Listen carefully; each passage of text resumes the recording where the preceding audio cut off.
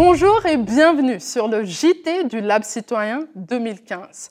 Nous allons faire ensemble un tour d'horizon de la planète. Question d'écouter battre son pouls. Face aux défis posés par le réchauffement climatique, comment va la planète et comment faire évoluer les droits de l'homme? On parle de plus en plus de migrants, de déplacés, de réfugiés. Mais quand on est victime, Aziz, ce n'est pas toujours facile de devoir choisir entre partir ou rester. Merci IJ. Alors c'est vraiment toute la question. En 2013, 30 millions de personnes ont dû se déplacer à cause du changement climatique. Ce nombre pourrait s'élever en 2050 à 150 millions de personnes. Parmi ces personnes, je vous propose notamment d'écouter le témoignage d'Alberti Flores aux Philippines. À cause d'une série de pluies diluviennes, une montagne d'ordures s'est effondrée sur le quartier du Payatas dans la ville de Quezon. Cet effondrement a entraîné de nombreuses habitations et a causé la mort de plus de 200 vies. Malgré le danger, les résidents ont décidé de rester.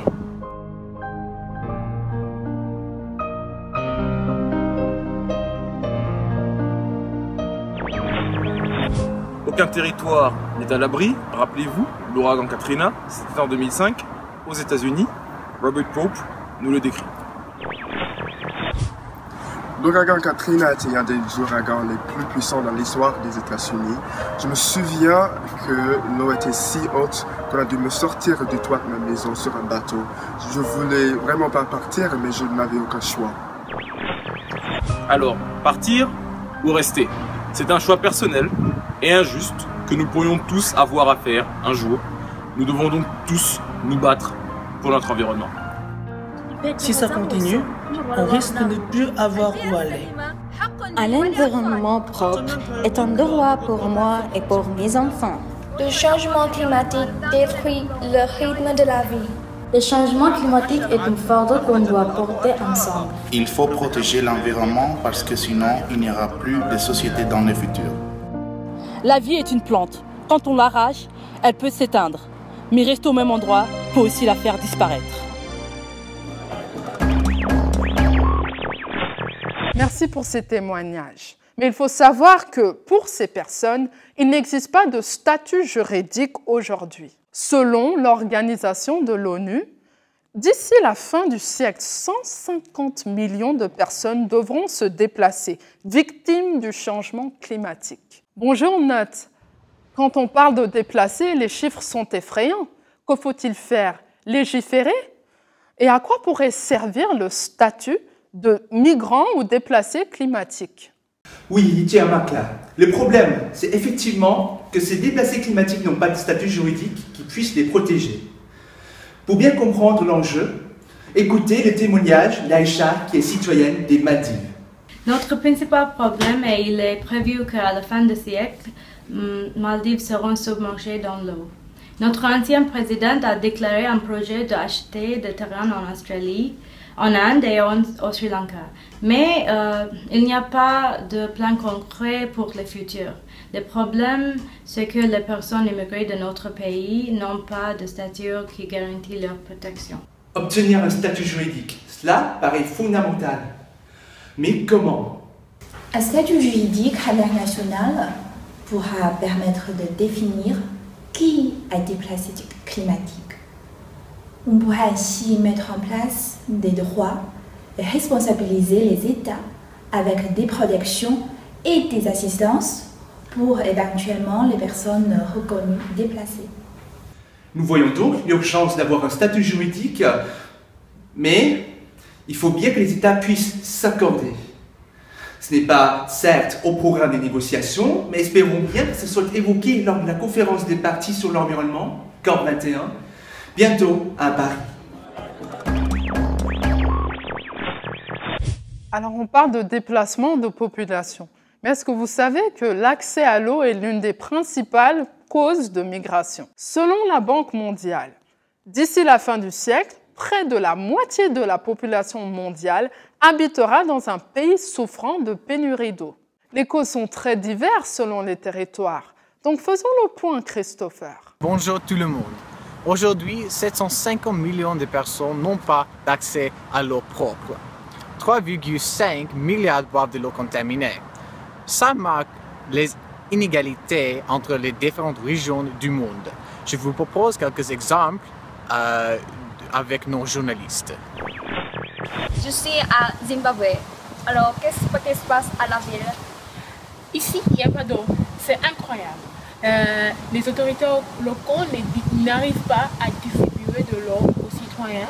Et même si on crée une pluie, il n'y a pas d'électricité pour faire marcher le pont. Je passe la parole à un habitant. Bonjour monsieur, vous pouvez m'expliquer qu'est-ce qui se passe?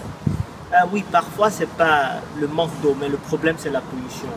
Notre culture africaine nous permet de se servir des sources naturelles pour des travaux domestiques, mais pour manque d'éducation, nous les polluons.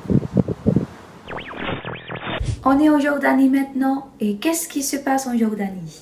On souffre ici en Jordanie d'accès de l'eau depuis longtemps. Et maintenant, le problème devient même pire. Et ce n'est pas un problème nouveau. Et à cause de l'augmentation de la population et les réfugiés de Palestine, de Syrie et les touristes. On est en Chili maintenant, où on parle de la privatisation de l'eau, n'est-ce pas? Oui, bien sûr. Le Code des eaux de 1981 a remis de manière illimitée, gratuite et perpétuelle l'eau entre les mains du secteur privé, donnant lieu à un marché de l'eau. Aujourd'hui, le constat est unanime. Des initiatives citoyennes donnent de l'espoir. On l'espère, Christopher, car vous l'avez dit, les causes de manque d'eau sont multiples, que cela soit la pollution, l'augmentation de la population, le tourisme ou les privatisations. Merci pour ces témoignages partout dans le monde. Mais quelles peuvent être les solutions? Le problème, c'est la différence entre le droit et la réalité. En fait, le texte existe. Par exemple, au Brésil? Oui, au Brésil, on a la loi depuis les années 90. Et la Lituanie? C'est protégé dans la Constitution. Pour approfondir, on a rencontré un expert. Plusieurs textes internationaux ont consacré le droit à l'accès à l'eau. Le droit à l'accès à l'eau est reconnu tardivement par l'ONU en tant que droit fondamental en 2010. L'accès à l'eau a augmenté de 5% entre 2000 et 2008. En théorie, tout devrait fonctionner. Pourtant, ces deux témoignages nous montrent l'inverse. Je m'appelle Aziza, je viens de l'Ouzbékistan. Ici, l'homme a massivement exploité la mer d'Aral. Pour cette raison, cette richesse, source de vie et de dignité, s'est perdue dans les sables du désert. Je m'appelle Belsi, je viens de la Colombie. Ici, il y a beaucoup de textes juridiques qui régulent l'exploitation des ressources naturelles. Cependant, dans la communauté indigène de la Guajira n'a pas accès à l'eau. Et pourtant, le gouvernement ne s'intéresse pas à la question. Donc, la réalité est loin des actes juridiques. Qu'est-ce qu'on peut faire pour changer cela? On peut lutter contre le gaspillage. On peut mieux sensibiliser des politiciens. On peut mieux gérer les ressources naturelles. Les solutions existent. Maintenant, il faut agir. Il faut donc agir, d'autant que l'accès à l'eau saine permet l'accès à tant d'autres choses. C'est ce que vous avez remarqué, Christopher, lors de vos travaux auprès de communautés indigènes en Amazonie? Donc oui, effectivement, nous avons rendu compte que le problème de l'accès à l'eau potable et à l'assainissement joue aussi un rôle important avec l'éducation des enfants, surtout dans les communautés rurales et indigènes, et aussi avec l'égalité entre les hommes et les femmes. Dans un espace de 10 ans, une communauté peut réduire considérablement son inégalité. Oui, puisque le manque d'eau saine impacte beaucoup plus sur la vie des femmes. Alors, on voit que le réchauffement climatique pose de nombreuses réflexions.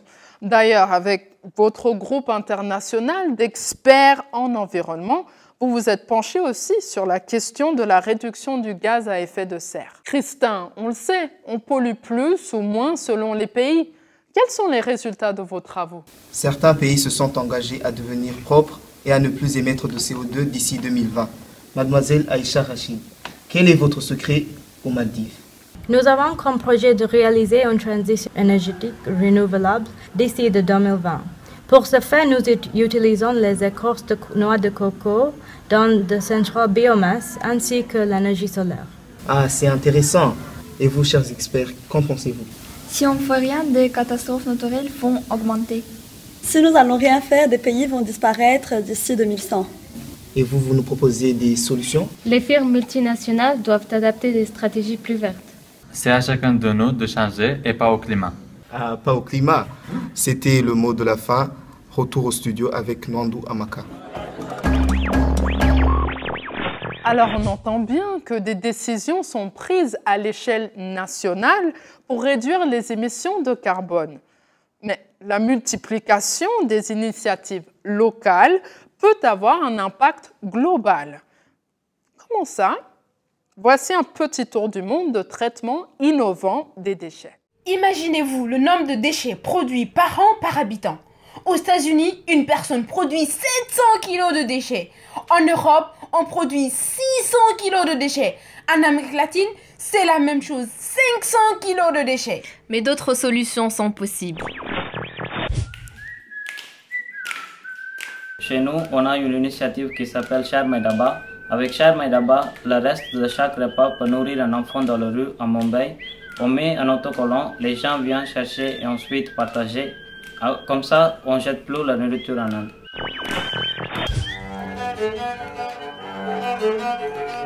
Orquesta Basura, c'est une initiative de la mairie qui transforme les déchets en instruments de musique.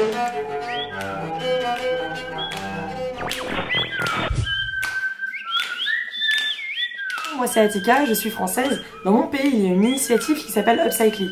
Upcycly récolte les déchets industriels et les transforme en meubles. Ces meubles sont revendus et grâce à ça, on lutte contre le gaspillage. Alors, moi c'est Mariam, je suis du Mali. Notre projet c'est Umuganda Africa, mon quartier propre.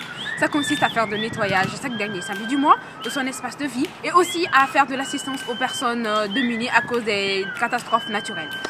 Notre objectif, c'est vraiment zéro déchet à l'échelle 2020. Il n'y a pas un monde possible, mais des mondes possibles. Il est vrai que notre économie, basée sur le carbone, a détruit l'environnement. La solution la plus durable pour y remédier, c'est de développer des énergies vertes. Regardez. 6,5 millions d'emplois, c'est ce que génère le développement durable aujourd'hui, un chiffre en constante augmentation. Le développement durable est donc un facteur de croissance économique qui pourrait permettre d'engager un cercle vertueux pour plus d'énergie et plus de croissance. La croissance verte repose entre autres sur des énergies non polluantes renouvelables. À l'inverse, nous polluons avec nos énergies fossiles, le charbon, le pétrole et le gaz. Or, notre planète peut supporter seulement 2900 gigatons de CO2. Aujourd'hui, il y en a déjà 1900.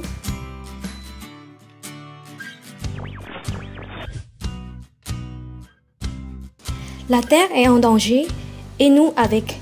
Il ne nous reste que 20 ans pour agir. Il faut décarboniser l'économie. Par exemple, en Afrique du Sud, l'utilisation des panneaux solaires est déjà en place et l'effet économique est palpable. L'énergie solaire produit 200 fois moins de CO2 que l'énergie provenant du charbon. Cela favorise la protection de l'environnement. Et cerise sur le gâteau, en 2014, on est passé de 4 200 à 11 000 emplois. Ce type de programme ne marche pas seulement pour les pays en voie de développement, mais aussi pour les fortes puissances économiques comme les États-Unis. Et le Mali aussi prennent le même chemin. Le programme Account Lighting Africa est basé sur l'installation gratuite des panneaux solaires dans l'espace public et dans plus d'1 million de foyers depuis janvier 2014. Ce programme a permis une plus grande autonomie individuelle et a ouvert de nouvelles opportunités. On peut parler de révolution verte car ce changement impacte tous les secteurs dans la société malienne. L'utilisation de l'énergie renouvelable doit permettre de repenser l'économie globale pour réduire les écarts de croissance entre les pays, vers la croissance verte.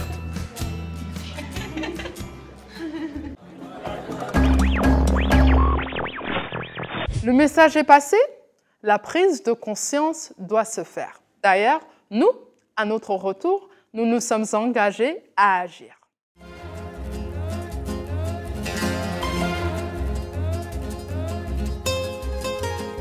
Est-ce que vous savez, les amis, en Malaisie, On a beaucoup de gens qui font la déforestation et n'ont beaucoup d'arbres parce qu'il y a des entreprises qui voulaient construire des nouvelles habitations et des nouveaux centres commerciaux. Moi, je trouve que c'est très dommage. C'est vrai. Au Mexique, on a le même problème. Je pense que la meilleure solution, c'est de planter des arbres. C'est pas suffisant de les planter, mais aussi de les protéger parce qu'il y a certaines régions qui sont très sèches. En Tanzanie, c'est différent. La majorité des jeunes ne sont pas éduqués. Il manque l'éducation sur la protection de leur environnement. C'est le problème qu'on a en Tanzanie. En Italie, par exemple, un des problèmes les plus importants, c'est la production de déchets. Et donc, je pense qu'on doit commencer par les enfants pour réduire vraiment ce problème. Ah oui, je connais la situation. Chez moi, à Serbie, c'est la même chose. Moi, je trouve qu'en Chine, les jeunes discutent beaucoup sur Internet, mais moi, je pense qu'il est temps qu'ils mettent leurs idées en œuvre. Oui, c'est le temps. Je suis d'accord.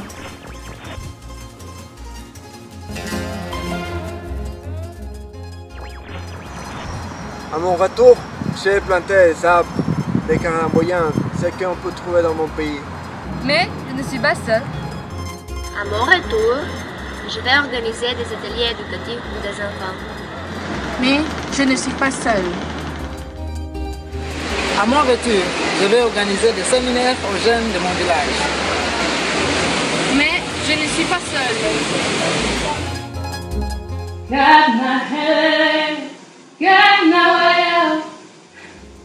À mon retour, je monte une pièce de théâtre pour sensibiliser les gens sur leur rôle. Mais je ne suis pas seule. Je vais agir. Ya pokrećemo akciju. Nitawajibika. Yo voy a actuar. Yo agirò. Nous sommes tous acteurs.